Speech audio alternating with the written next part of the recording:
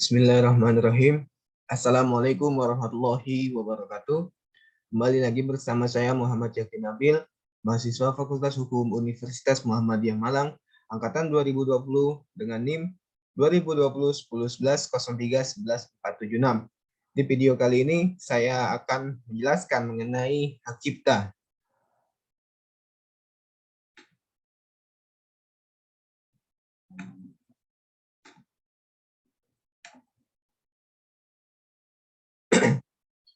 Jadi hak cipta ini merupakan salah satu dari bagian kekayaan bagian intelektual yang memiliki ruang lingkup objek yang dilindunginya itu dia paling luas karena ini mencakup ilmu pengetahuan, seni dan sastra yang di dalam itu mencakup pula program komputer.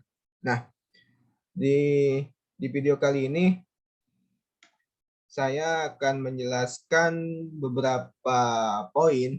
Yang pertama yaitu ada definisi hak cipta, ruang lingkup hak cipta, jangka waktu perlindungan hak cipta, dan subjek pemegang hak cipta.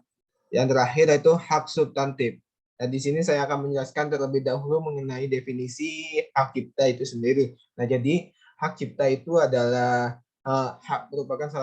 merupakan hak eksklusif pencipta yang timbul secara otomatis berdasarkan prinsip deklaratif setelah suatu ciptaan diwujudkan dalam bentuk nyata tanpa mengurangi pembatasan sesuai dengan ketentuan peraturan perundang-undangan. Dan selanjutnya yaitu ruang lingkup hak cipta.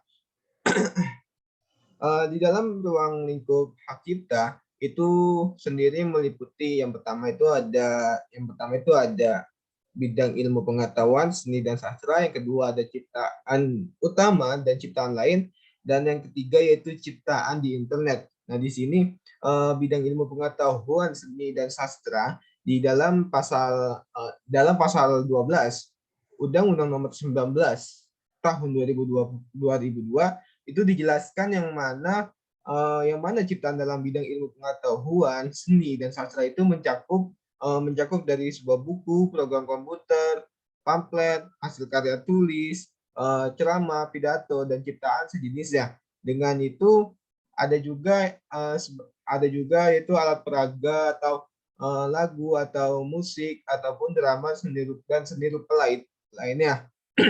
Nah, yang kedua di sini ada ciptaan utama dan ciptaan lain. Jadi menurut ketentuan pasal 12 Undang-Undang Nomor 19 tahun 2002,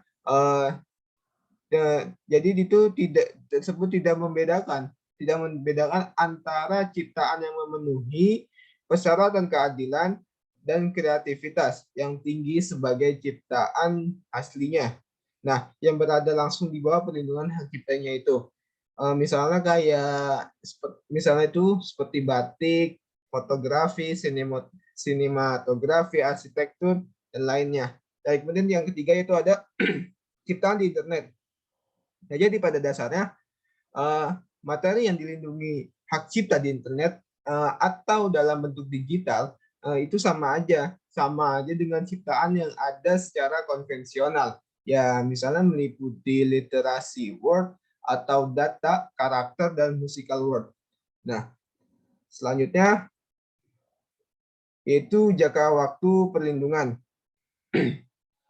Jangka waktu perlindungan sendiri hak cipta itu dia tuh ada di sini saya mengambil tiga, yaitu yang pertama itu ada jangka waktu seumur hidup pencipta ditambah dengan 50 tahun setelah penciptanya meninggal dunia. Nah, yang kedua, jangka waktu selama 50 tahun sejak pertama kali ciptaan itu diumumkan. Yang ketiga yaitu tanpa batas. Nah, jadi suatu ciptaan memenuhi persyaratan perlindungan, hak cipta itu secara otomatis itu langsung dilindungi selama jangka waktu tertentu. Nah, untuk jangka waktu tertentu itu standar jangka waktu perlindungan untuk hak ciptanya yaitu selama 50 tahun. 50 tahun dari terjadinya suatu peristiwanya atau suatu apa yang diciptakannya itu keluar. Jadi seperti itu. Selanjutnya yaitu subjek pemegang hak cipta.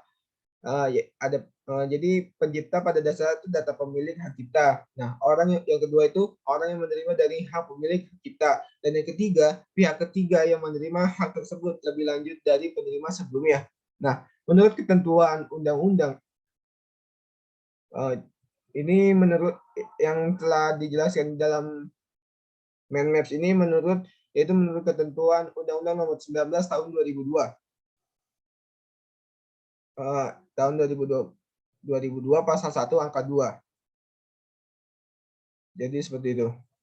Yang selanjutnya hak substantif pemegang cipta.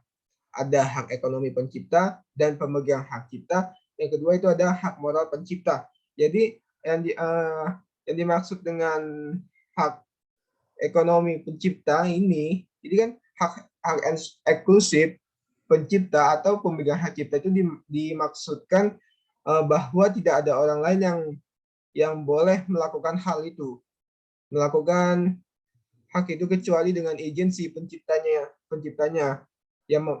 Nah terus pencipta hak itu memberikan hak eksklusif bagi si pencipta yang memberikan kemampuan pencipta untuk berbuat apa saja terhadap ciptaannya. Nah yang kedua itu hak moral kan tadi.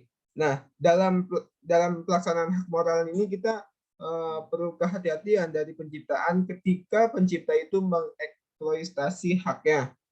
Jadi misalnya ketika kita mengadakan perjanjian lisensi atau pengalihan hak dengan pihak industri. Nah, di sini pencipta itu harus cermat memahami artikulasi suatu kontraknya itu yang ditandatangani sebagai kesepakatannya. Jadi seperti itu. Baik, kurang lebihnya penjelasan singkat dari saya. Mohon maaf bila ada kata-kata yang salah atau keliru, karena saya sendiri masih belajar. Sekian dan saya ucapkan terima kasih. Wassalamualaikum warahmatullahi wabarakatuh.